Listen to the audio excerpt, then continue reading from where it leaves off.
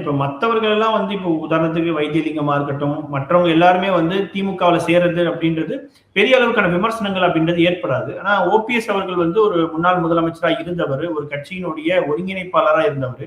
So அவர் திமுகல சேராருன்னு பொழுது அந்த விமர்சனம் திமுகவை நோக்கி வரும் தானே. இப்போ நேற்று கூட டிடிவி தினகரனும் எடப்பாடியும் பிரஸ் மீட் சந்திச்ச போது இதுக்கு முன்னாடி நீங்க மிகப்பெரிய அளவுக்கான குற்றச்சாட்டு சொன்னீங்களே அப்படின்ற ஒரு கேள்வி அவங்க எதிர்கொள்ள வேண்டியதா இருந்தது. அப்ப அதே மாதிரியான ஒரு நிலை திமுகவுக்கு வராதா? அவங்க சொன்ன அதே பதில் தான் இதுக்கும் பதில். வைகோ போய் திமுக சேர்ந்த போது ஏன் பார்த்துருந்தீங்க, அதை ஏன் கேள்வி கேட்கலன்னு கேட்டாங்கல்ல, அதேதான் பதில்.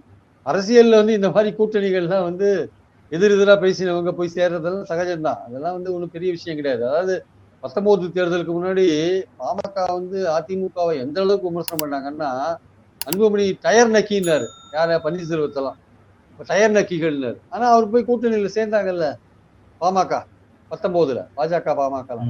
அப்போ அதெல்லாம் இப்படிதான். அது ஏன் திமுகவே எடுத்துக்கோங்க. 80க்கு முன்னாடி இந்திரா காந்தியை எவ்வளவு கடுமையா விமர்சிச்சாங்க. 80 தேர்தல் என்ன பண்ணாங்க, நேருவின் மகளே வருக நிலையான ஆட்சி தருகன்னாங்க.